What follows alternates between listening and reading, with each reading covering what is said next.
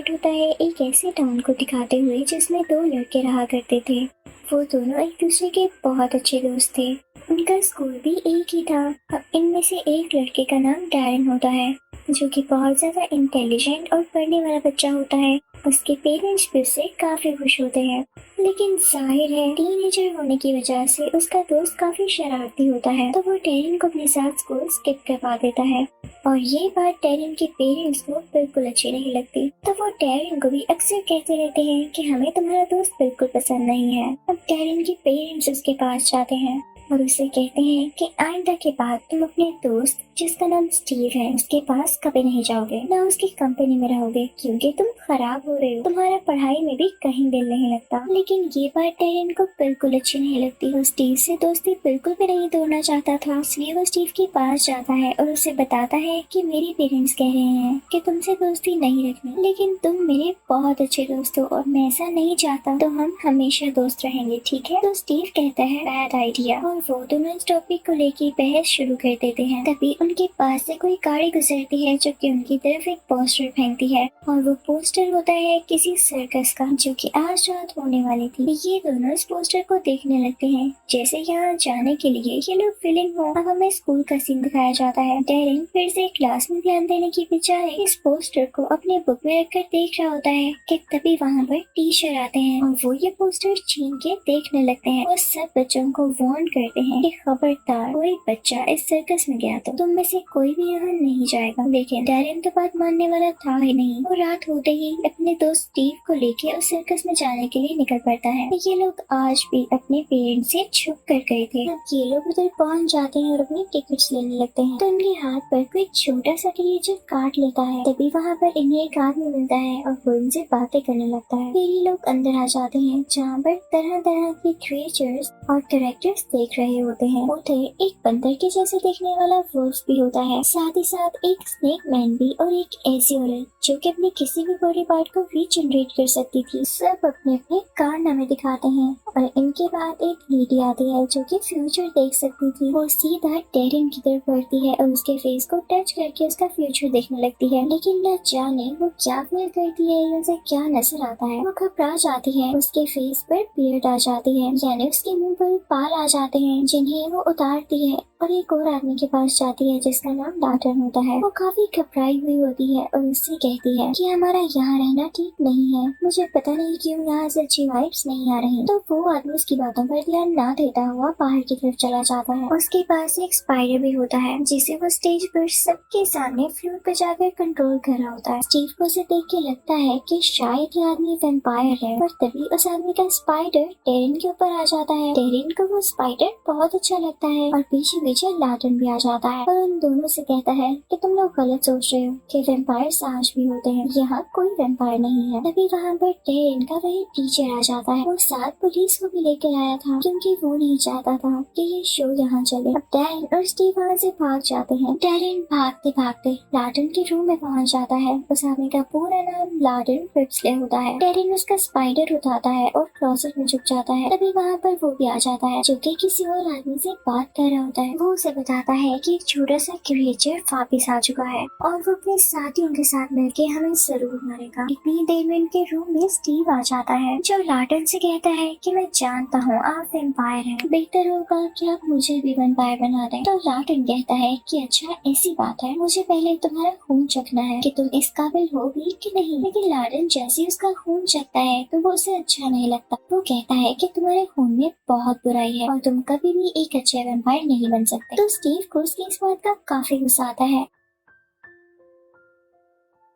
और वो उससे कहता है कि मैं तुमसे बदला लूंगा। तो लाटन को ये बात बिल्कुल अच्छी नहीं लगती। उसके बाद लाटन अपना स्पाइडर देखने के लिए आगे बढ़ता है। तो डैरन को जब रियलाइज होता है कि उसकी जान खतरे में पड़ सकती है तो स्पाइडर को लेता हुआ बाहर आ जाता है। उसकी टक्कर एक गाड़ी से होती है और ये वही गाड़ी होती है जो कि मूवी की स्टार्टिंग में हमने देखी, जिसने सर्कस का पोस्टर फेंका था। डैरन उस गाड़ी के अंदर बैठ जाता है और उसमें जो आदमी होता है वो डैरन का एक बाल लेता है क्योंकि उसने कोई एक्सपेरिमेंट या रिसर्च करनी थी। उसके बाद वो लोग डेरिन को उतार देते हैं। अगले दिन डेरिन स्पाइडर को अपने साथ स्कूल ही ले आता है, लेकिन स्टीव भी उसे देख लेता है और उससे कहता है कि मुझे दिखाओ। डेरिन जब उसे स्पाइडर वाला केज पकड़ाता है तो वो उसके हाथ से गिर जाता है और स्पाइडर बाहर आ जाता है। स्पाइडर पूरे स्कूल में घूमने लगता है, जिसकी वजह से बच्चे काफी डर रहे होते हैं। डेरिन को भी डर होता है कि कहीं स्पाइडर उनके पाँव के नीचे न आ जाए। वो उसे फ्लोर से कंट्रोल करने की कोशिश करता है, लेकिन उसकी फ्लोर पे गिर जाती है और पाँवों के नीचे आने लगती है। इतनी ही देर में वो स्पाइडर स्टीव के मुंह पर काट लेता है, जिससे स्टीव बेहोश होकर गिर जाता है। तो डेरिन फौरन से लार्टन के पास जाता है ताकि उसे कोई मेडिसिन लेकर आ सके या कोई ऐसा तरीका जिससे स्टीव होश में आ सके। अब डेरिन पहुंच जाता है लार्टन के पास, वो उसे सारा कुछ बताता है। तो लार्टन को काफी गुस्सा आता है और कहता है कि तुमने गलत किया मेरा स्पाइडर चुराकर, लेकिन अब क्योंकि तुम मुश्किल में हो तो मैं तुम्हें मना नहीं कर सकता। तुम्हें अपने दोस्त की जान बचानी है ना, तो इसके लिए तुम्हें कुर्बानी देनी हो। तो डेरिन कहता है कैसी कुर्बानी? लार्टन कहता है कि तुम्हें मेरा असिस्टेंट बनना होगा, क्योंकि मैं एक वैम्पायर हूँ, इसलिए तुम्हें मेरा असिस्टेंट बनने के लिए मेरे साथ अपना खून एक्सचेंज करना होगा और इसके बाद तुम सिर्फ मेरे लिए काम करोगे, तुम्हारा दुनिया से कोई रिश्ता नहीं होगा। डेरिन सोच में पड़ जाता है, लेकिन उसे अपने दोस्त की जान तो बचानी ही थी। अब ये दोनों हाथ मिलाते हैं और इसके बाद डेरिन अब आधा वैम्पायर बन चुका होता है और अब वैम्पायर्स असिस्टेंट होता है। और जैसा कि डील यहाँ पर पूरी हुई, तो अब बारी थी कि लार्टन वही करता जो उसने कहा। तो वो स्टीव को ठीक करने जाते हैं उसमें एंटीडोट इंसर्ट करके। उसके बाद लार्टन डेरिन से कहता है कि बस अब वो टाइम आ चुका जब तुम इस दुनिया और अपनी फैमिली को छोड़ दोगे। इसी के साथ वो डेरिन की गर्दन तोड़ता है और उसे नीचे धक्का दे देता है। क्योंकि वैम्पायर सांस नहीं लेते, तो डेरिन के नीचे गिरकर बेहोश होने पर सबको यही लगता है कि वो मर चुका है और यही तो लार्टन चाहता था, ताकि सब लोग ये सोचते हुए उससे अपना कनेक्शन खत्म कर दें। अब डेरिन का फ्यूनरल होता है, लेकिन स्टीव वहाँ पर जब उसके हाथ देखता है तो उसे पता चल जाता है कि ये वैम्पायर्स असिस्टेंट है। फिर अब डेरिन को दफना दिया जाता है, लेकिन रात को लार्टन जाकर उसकी कब्र को खोदने लगता है और उसमें से डेरिन को बाहर निकाल लेता है। तभी उसे फील होता है जैसे वहाँ पर कोई है, तो वो डेरिन से कहता है फौरन से अपनी ग्रेव में वापस जाओ। वो डेरिन को खुद ही सी ग्रेव में धक्का दे देता है। तभी वहाँ पर वो आदमी आता है जो कि अटैकर्स का लीडर होता है, वही जो लार्टन को मारना चाहता था। वो उसे कहता है कि मुझे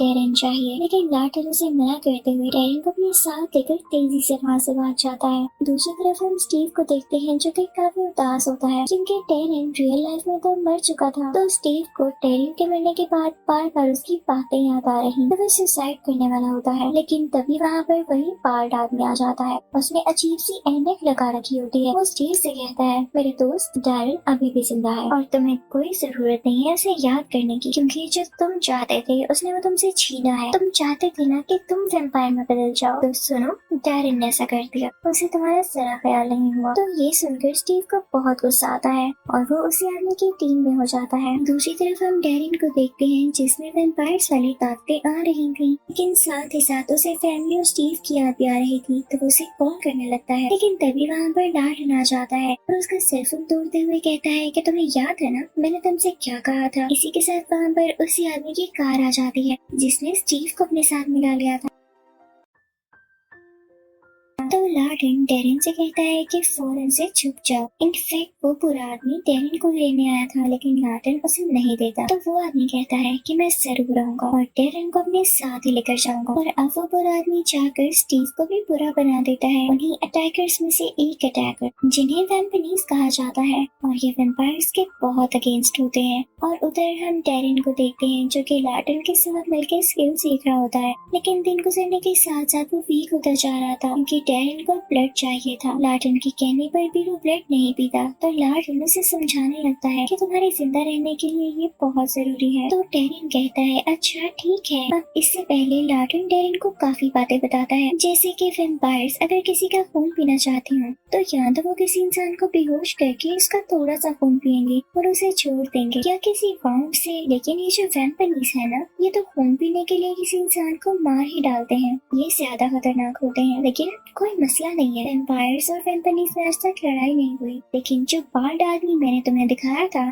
जिसके साथ तुम गाड़ी में बैठे थे, वो बिल्कुल अच्छा नहीं है। वो वैम्पायर्स और वैम्पनीज में हमेशा लड़ाई करवाने के चक्कर में होता है ताकि कहीं से उसे फायदा हासिल हो, तो तुम कभी भी उसकी बातों में नहीं आना। इसी के साथ एक जगह पहुंच जाते हैं जहाँ पर लार्टन एक आदमी को बेहोश करता है और डेरिन से कहता है कि अब तुम खून पी सकते हो। यहाँ आकर भी डेरिन का ब्लड पीने का दिल नहीं चाह रहा होता, क्योंकि वो हाफ वैम्पायर हाफ ह्यूमन होता है। है। तो लाटन उसे कहता है कि नहीं, जैसे खाना नहीं खाओगे और मर जाओगे ना, इसी तरह खून नहीं पियोगे तब भी मर जाओगे। और ये कह के वो चला जाता है। दूसरी तरफ हम देखते हैं कि वैम्पनीज बातों में आकर वैम्पायर को मारने के लिए उसी सर्कस पर अटैक करते हैं। अब वहाँ पर वैम्पनीज टेरिन को भी ढूंढने लगते हैं, लेकिन लाटन ने उसे छुपा दिया होता है। अब जब वैम्पनीज को टेरिन नहीं मिलता तो उसकी बहुत अच्छी दोस्त को अपने साथ ले जाते हैं, जो कि असल में एक मंकी गर्ल होती है। अगले दिन टेरिन जब सर्कस में जाता है तो वहाँ पर एक लड़का उसे बताता है कि उन लोगों ने मुझे जख्मी कर दिया, वो तुम्हारी दोस्त को ले गई। टेरिन फौरन से अपनी दोस्त को बचाने के लिए जाता है और जब वो अपने घर पहुँचता है तो देखता है कि उसके घर वालों को भी उन्हीं वैम्पनीज ने किडनैप कर लिया है। वहाँ पर उसके लिए एक नोट भी होता है, वहाँ पर ये लिखा होता है सी यू एट थिएटर। ये वही जगह थी जहाँ पर स्टार्टिंग में हमने कुछ रोज देखे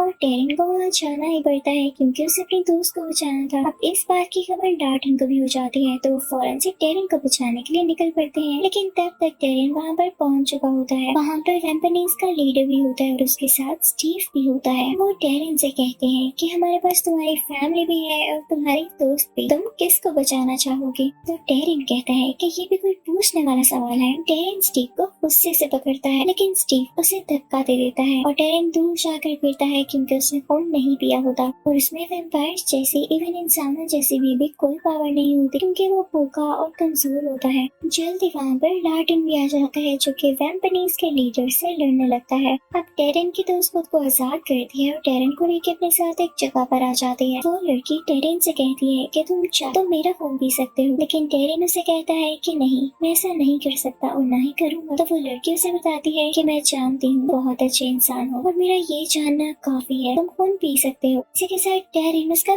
थोड़ा सा खून पीता है और उसमें काफी पावर आ जाती है। अब टेरिन उसी जगह पहुँचता है जहाँ पर स्टीव और वो लीडर लाटन पर अटैक कर रहे होते हैं। उसे काफी कमजोर कर चुके होते हैं, लेकिन लाटन भी एक चाकू उठाता है और वैम्पनीज के लीडर के पेट में दे मारता है। उसे काफी दर्द होती है और वो वहीं पर मारा जाता है। तभी वहाँ पर वो बाल्ड आदमी भी आ जाता है जो कि काफी खुश हो रहा होता है और स्टीव भी अब उस जगह खुश था। टेरिन को स्टीव पर बहुत गुस्सा आता है कि उसने इनको धोखा दिया बिना कोई बात जाने हुए, और अगर स्टीव आगे बच गया तो ये भी उसी लीडर की तरह बुरा आदमी बन जाएगा। तो टेरिन उसे मारने के लिए आगे बढ़ता है, लेकिन वही बाल्ड आदमी स्टीव को अपने पास बुला लेता है। वो स्टीव से कहता है कि आज से तुम ही वैम्पनीज के नए लीडर हो। वो वैम्पनीज के पुराने लीडर को एक छोटे से क्रिएचर में बदल देता है और फिर वो स्टीव को अपने साथ लेके वहाँ से चला जाता है। दूसरी तरफ हम लाटन को देखते हैं जो कि टेरिन की हेल्प करता है कि वो अब अपनी फैमिली को वापस ला सकता है, क्योंकि वो भी समझ चुका था कि फैमिली से ज्यादा इम्पोर्टेंट तो कुछ नहीं होता और जो फैमिली से दूर जाते हैं वो स्टीव की तरह बुरे बन जाते हैं। टेरिन की फैमिली वापस आ चुकी थी तो लाटन उनको हिप्नोटाइज करके उनकी मेमोरी इरेज कर देता है ताकि वो भूल जाएं कि टेरिन कभी मरा भी था। लेकिन मूवी के लास्ट सीन में हम देखते हैं कि टेरिन लाटन के सर्कस शो में भी जाता है, यानी वो फैमिली के साथ भी रहेगा